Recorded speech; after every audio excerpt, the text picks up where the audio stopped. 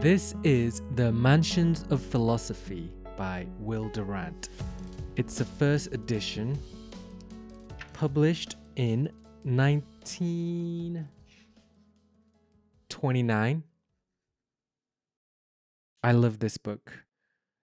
And the cool thing is, I don't know if it's a cool thing, but it's going to become a cool thing. Right now, the audiobook does not exist on YouTube. There are lots of Will Durant books on YouTube as audiobooks, but not The Mansions of Philosophy. So I decided I'm going to play my part and contribute the audiobook to The Mansions of Philosophy. I'm not going to read the whole thing in one because I don't think this book should be read, or any Will Durant book for that matter, should be read in one go. I believe you should be reading one chapter at a time and really think about it for a few weeks. For me personally, I can think about one sentence from Will Durant for weeks. For example, as mentioned in an earlier video, food, mates, and power. Just 3 words gives me meaning. So anyway, I'm going to read The Mansions of Philosophy one chapter at a time. That's the plan.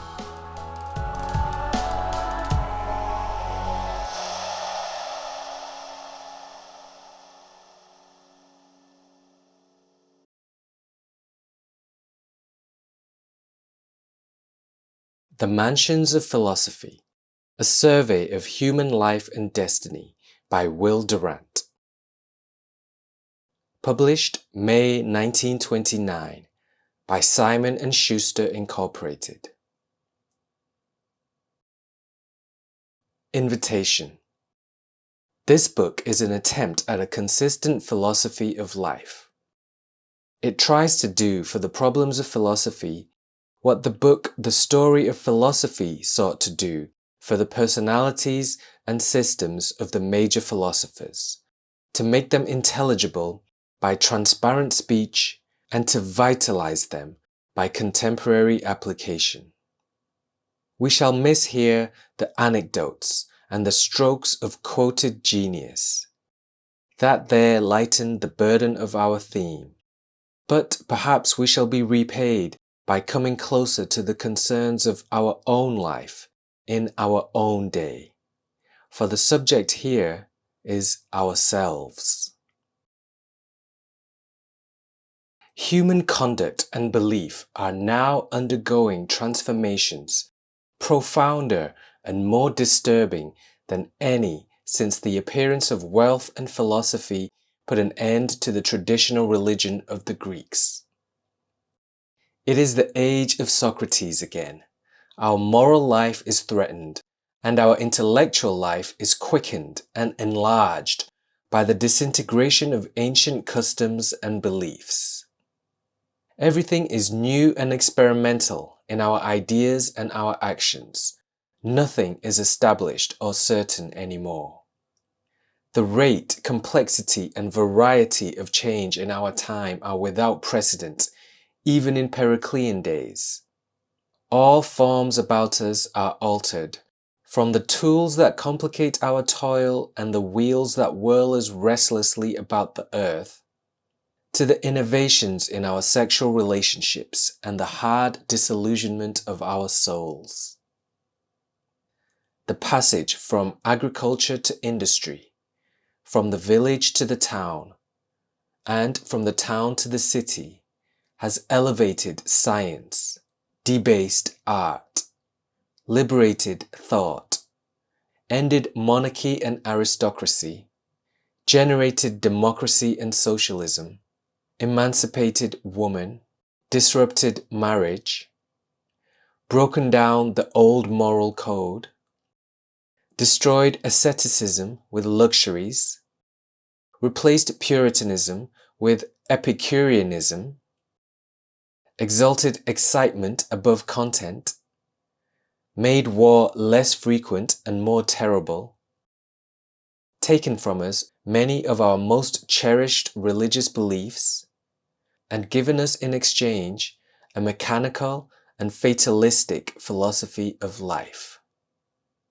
All things flow, and we are at a loss to find some mooring and stability in the flux. In every developing civilization, a period comes when old instincts and habits prove inadequate to altered stimuli, and ancient institutions and moralities crack like hampering shells under the obstinate growth of life. In one sphere after another, now that we have left the farm and the home for the factory, the office, and the world, spontaneous and natural modes of order and response break down, and intellect chaotically experiments to replace with conscious guidance the ancestral readiness and simplicity of impulse and wanted ways. Everything must be thought out, from the artificial formula with which we feed our children, and the calories and vitamins of our muddled dietitians, to the bewildered efforts of a revolutionary government to direct and coordinate all the haphazard processes of trade. We are like a man who cannot walk without thinking of his legs, or like a player who must analyze every move and stroke as he plays. The happy unity of instinct is gone from us, and we flounder in a sea of reasoning and doubt. In the midst of unprecedented knowledge and power, we are uncertain of our purposes, our values, and our goals. From this confusion, the one escape worthy of a mature mind is to rise out of the moment and the part and contemplate the whole. What we have lost above all is total perspective. Life seems too intricate and mobile for us to grasp its unity and significance. We cease to be citizens and become only individuals.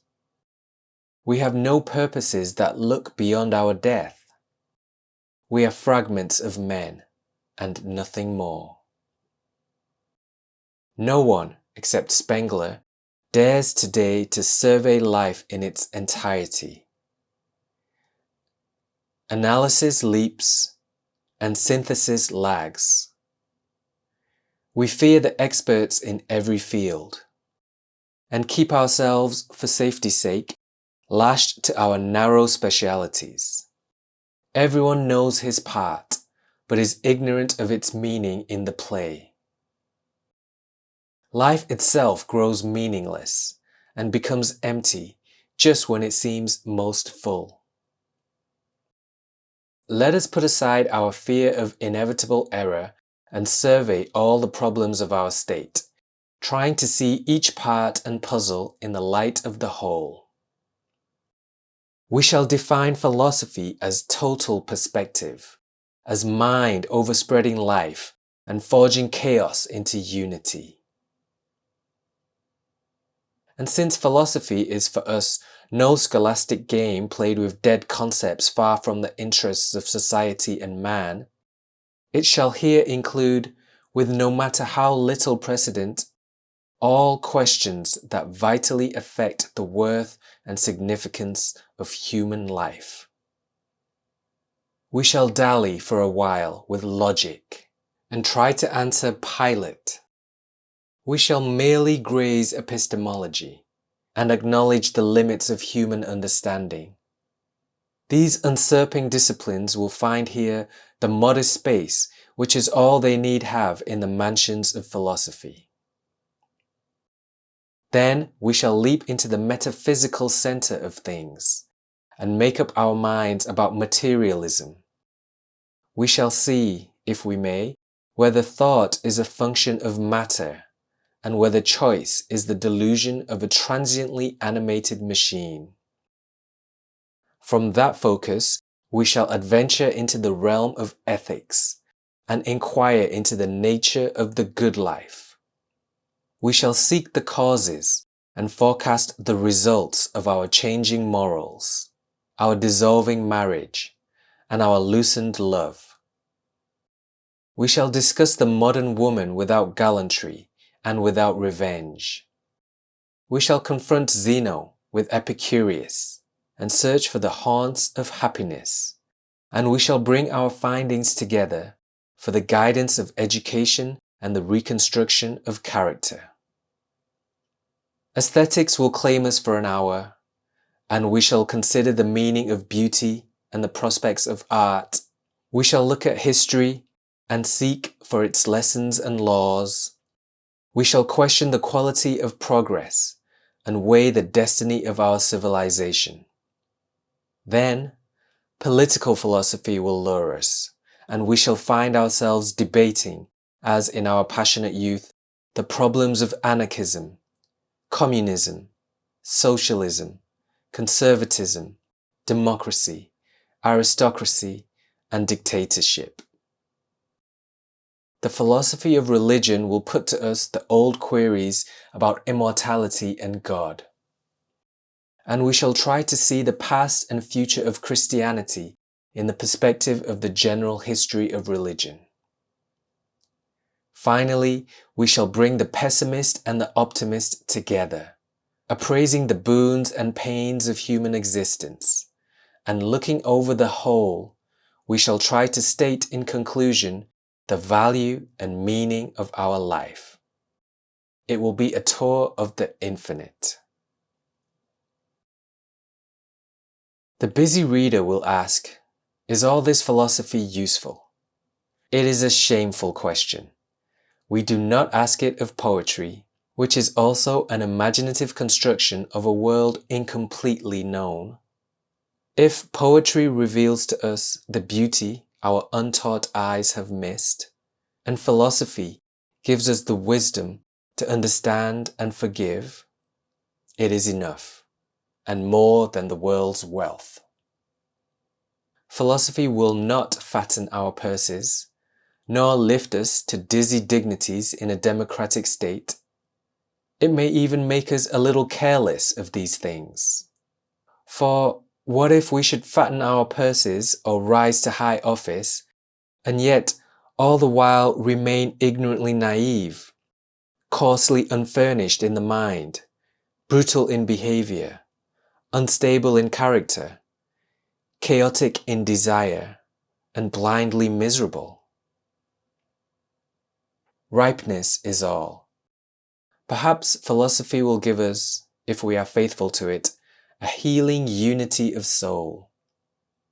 We are so slovenly and self-contradictory in our thinking, it may be that we shall clarify ourselves and pull ourselves together into consistency, and be ashamed to harbor contradictory desires or beliefs.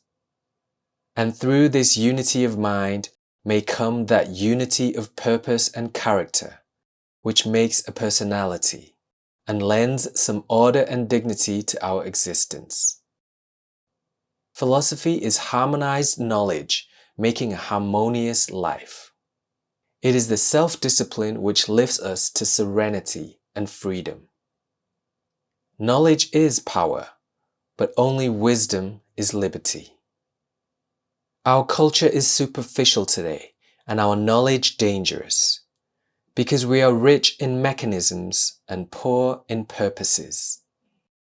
The balance of mind, which once came of a warm religious faith, is gone. Science has taken from us the supernatural basis of our morality, and all the world seems consumed in a disorderly individualism that reflects the chaotic fragmentation of our character.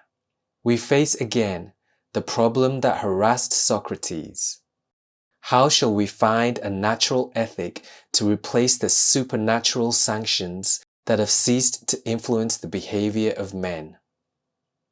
Without philosophy, without that total vision which unifies purposes and establishes the hierarchy of desires, we fritter away our social heritage in cynical corruption on the one hand and in revolutionary madness on the other. We abandon in a moment our pacific idealism and plunge into the cooperative suicide of war. We have 100,000 politicians and but a single statesman. We move about the earth with unprecedented speed, but we do not know and have not thought where we are going or whether we shall find any happiness there for our harassed souls. We are being destroyed by our knowledge, which has made us drunk with our power, and we shall not be saved without wisdom. Will Durant.